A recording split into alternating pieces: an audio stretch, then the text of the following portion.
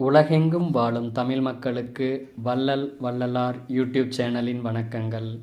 திருவண்ணாமலை மாவட்டம் வந்தவாசி வட்டம் பெடால் கிராமத்தில் அமைந்துள்ள திருநீலகண்டேஸ்வரர் ஆலயத்தில் திருக்கார்த்திகையை முன்னிட்டு மயில் வாகனத்துடன் கூடிய ஸ்ரீ வள்ளி தேவசேனா சமேத சிவசுப்பிரமணிய சுவாமிக்கு அபிஷேகமும் தீபாராதனையும் நடைபெற்ற அற்புதமான காணொளி இது.